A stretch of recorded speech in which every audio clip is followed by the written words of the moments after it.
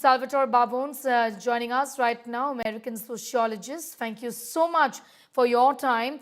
I want to begin by asking you your thoughts on Prime Minister Narendra Modi today as he marks his 75th birthday in India. Of course, this day is marked with celebrations and all kinds of work that is being done, especially in the field of health and welfare of the people of the country, with the Prime Minister himself participating in this. But your thoughts on the Prime Minister's birthday today, what would you want to say? Prime Minister Modi is the first child of independent India to become prime minister, and thus the first truly post-colonial prime minister that India has had.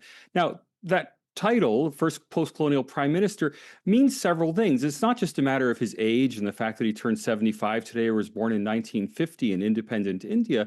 It also has to do with how he understands ordinary Indians' concerns. That is to say, he's the first prime minister who hasn't come out of the colonial era elite, the colonial aristocracy of India that, organized the independence movement. They did fantastic things. They were leaders who made India what it is. But let's face it, the colonial era leaders were, for the most part, people drawn from a very narrow elite. Prime Minister Modi, of course, comes from outside that narrow elite, has a clearer understanding, I think, of what ordinary Indians want and need in their lives. And maybe the best example is his focus on Swachh Bharat, which is not something that would really capture the imagination of a relatively elite Indian, but for somebody who's lived his life, well, beginning among the poor, but then lived his life among the poor throughout his years, rising up to become prime minister, something he would really understand, that sanitation is really crucial for the dignity of ordinary people in a way that someone like me, who is born to privilege, doesn't really fully understand. True. I also want to talk to you in this, in today's context, in the Prime Minister's birthday. We're looking at, how the leader has been transformative in so many ways. But also importantly, there's so much happening as far as foreign policy is concerned. Prime Minister Modi's diplomacy with focus on neighborhood fast, Atma Nirbharta, or, self-reliance in foreign policy is what stands out. In the last few days and weeks, we've seen the kind of pressure from America. Of course, we are back on the talking table in that sense, but this isn't so much pressure, and the refusal of India, under Modi, to really succumb to that kind of pressure. How do you see this?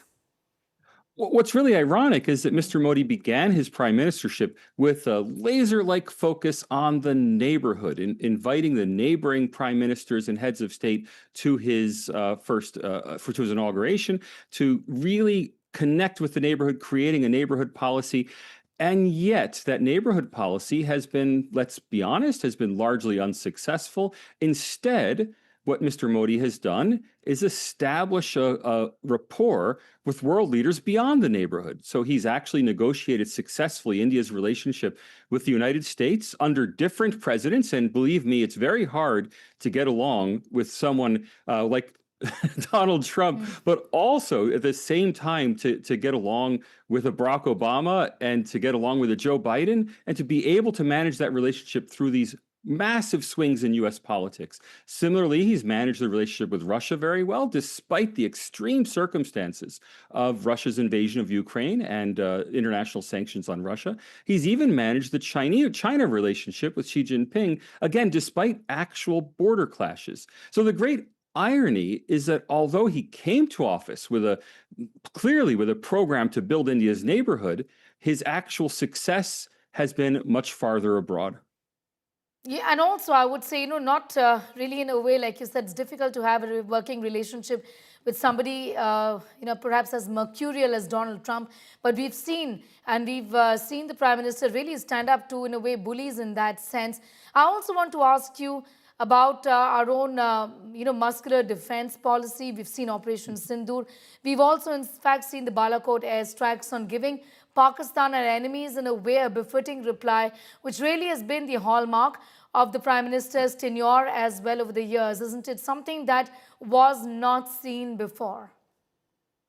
Look, any Indian prime minister in an era of rising Indian power would be assertive vis-a-vis Pakistan. That's not really so surprising. What's surprising is that Narendra Modi was able to keep the rest of the world on side. I mean, contrast his performance with Benjamin Netanyahu in Israel. Netanyahu suffered, an even more serious terrorist attack on his country, yet he lost control of the narrative and now is being, facing a lot of condemnation globally.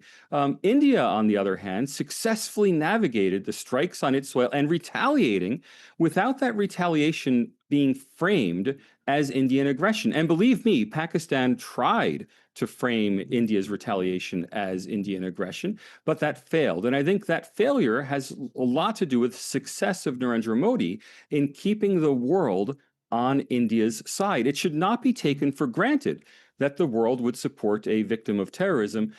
Prime Minister Modi has made sure that it did.